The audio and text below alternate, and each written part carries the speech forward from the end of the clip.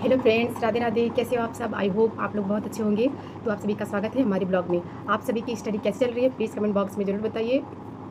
और जैसा कि आप लोग जानते हैं, आज तो मतलब 8 मई है और यूपी नेट का एग्ज़ाम का डेट भी 21 मई का है। तो मतलब अब एग्ज़ाम बहुत ही ज़्यादा नज़दीक हो चुका है और इससे मतलब अभी बहुत सारे बच्चों का भी ये डाउट्स रहता है कि मतलब स्टडी प्लान को लेकर, स्टडी को लेकर। तो आज हम इसी मतलब थोड़े टॉपिक से आप लोगों से मतलब थोड़ा कुछ बातें शेयर करेंगे कि मतलब एग्ज़ाम नज़दीक है तो उसके लिए हमें क्या करना चाहिए। मतलब एग्ज़ाम नज़दीक है तो कितना क्वेश्चन प्रैक्टिस करें और मतलब क्या मतलब ज़्यादा क्लासों को इस टाइम देखें 1-1, 2-2, 3-3, 4-4 घंटे, या हम खुद के सेल्फ स्टडी में रिवीजन में ज़्यादा टाइम दें। कितना क्वेश्चन प्रैक्टिस करें और कितना हम रिवीजन करें, कितना घंटा अपना स्टडी करें जितना मेरा सिलेक्शन अच्छे से हो जाए। तो हम आज इसी टॉपिक पे आपसे कुछ बातें करेंगे। तो मतलब अब जैसा कि आप लोग जानते हैं कि एग्ज़ाम बहुत ज़्यादा नज़दीक है और 21 मई का तो डेट कन्फर्म है। और मतलब अगर डेट थोड़ा चेंज भी होगा तो 1-2 दिन का चेंज हो सकता है, बट उससे चेंज होने में कोई वो नहीं है, क्योंकि अब हमको मतलब यही सोच के चलना है कि हमारा एग्ज़ाम 21 मई को ही है।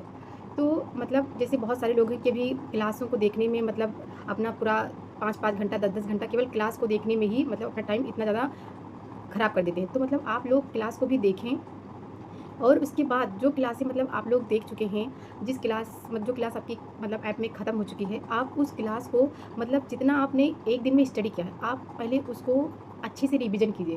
क्योंकि बस क्लासों को देखने से ही आपकी स्टडी और आपका सिलेक्शन अच्छे से नहीं हो सकता। तो अभी हमारे दोस्त फ्रेंड्स अभी इसी डाउट में हैं कि वो मतलब कितना रिवीजन करें और कितना क्वेश्चन प्रैक्टिस करें। तो फिजिक्स, केमिस्ट्री एंड बायो उसकी क्लास तो ऐप में भी और विजय एजुकेशन के यूट्यूब चैनल में भी अच्छे से चल रही है। बायो की क्लासें तो विजय सर ऑलरेडी अच्छे से ले रहे हैं। ऐप में तो थ्योरी का अच्छे से प्रैक्टिस करवा रहे हैं, एमसीक्यू भी करवा रहे हैं और यूट्यूब पर भी एमसीक्यू क्लासें अच्छे से चल रही है। उससे आपका रिवीजन भी मतलब सिलेबस का अच्छे से हो रहा है। तो बायो की तो कोई मतलब वो नहीं है। और जैसे बहुत सारे लोगों का ये भी कमेंट होता है कि मतलब बायो में कौन-सा चैप्टर इंपॉर्टेंट है। तो बायो में जितना भी चैप्टर्स है आपका 11th और 12th, वो सारे चैप्टर्स बहुत ज़्यादा इंपॉर्टेंट है और वो मतलब सर ऑलरेडी पढ़ा रहे हैं। तो आप सब बस उन्हीं का फॉलो कीजिए और अच्छे से पढ़ते रहिए। और रही फिजिक्स एंड केमिस्ट्री की, तो फिजिक्स में अगर आप लोग यूपी नेट्स की तैयारी कर रहे हैं तो फिजिक्स में आपको न्यूमेरिकल्स में ज़्यादा नहीं जाना है। अगर आपसे जो क्वेश्चन सॉल्व नहीं हो रहे हैं, हार्ड लग रहे हैं, तो आप उन्हें छोड़ दीजिए। एंड अगर आप उसी क्वेश्चंस को लेकर बैठे रहेंगे तो आपका जो बेसिक लेवल का क्वेश्चंस भी होगा वो भी आपसे नहीं होगा, आप उन्हें भी भूल जाएंगे। तो आपको बेसिक एंड बेसिक के ऊपर का लेवल आपको अच्छे से तैयार करके रखना है और मतलब ज़्यादा डीप में नहीं जाना है, बट बेसिक और बेसिक के ऊपर मीडियम लेवल आपको अच्छे से प्रिपेयर आपको मतलब फिजिक्स में भी होकर रहना है। क्योंकि फिजिक्स में भी जो क्वेश्चंस आते हैं वो भी मतलब इतने भी आसान नहीं होते हैं, बट अच्छे क्वेश्चंस होते हैं, लेवल के क्वेश्चंस होते हैं। और तो आपको ऐसा मतलब प्रिपेयर रहना है, खुद को अच्छे से तैयार करके रखना है। और आप लोग क्वेश्चन प्रैक्टिस जितना हो सके उतना क्वेश्चन प्रैक्टिस भी कीजिए। वैसे तो क्वेश्चन प्रैक्टिस के लिए विजय एजुकेशन का बुक भी है।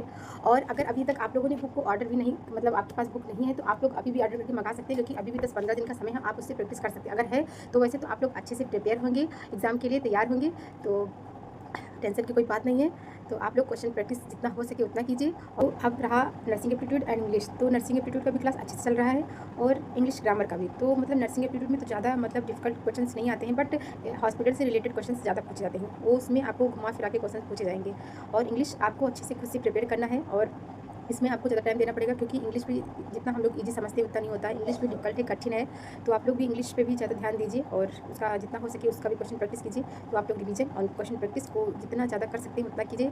अगर आप लोग अपना नोट्स अच्छे से याद कीजिए, नोट्स याद करना बहुत ज़्यादा ज़रूरी है। उसके साथ क्वेश्चन प्रैक्टिस जितना आप लोग क्लास में टाइम देते हैं उतना आप उससे दुगना तिगुना समय आपको अपने क्वेश्चन प्रैक्टिस एंड नोट्स में को रिवीजन करने में देना चाहिए। तो आप सभी की आई होप बहुत ही अच्छी स्टडी चल रही होगी, मेरी भी अच्छी चल रही है। तो हम आपसे मिलते हैं अगले ब्लॉग में, तब तक के लिए बाय, राधे राधे। अगर आपको वीडियो अच्छा लगा हो तो प्लीज़ कमेंट, शेयर, सब्सक्राइब जरूर कीजिएगा। और आप लोग प्लीज़ डिमोटिवेट होकर ना पढ़ें, नेगेटिव सोच में ना जाएं, पॉजिटिव माइंड से पढ़ें और सब कुछ अच्छा होगा।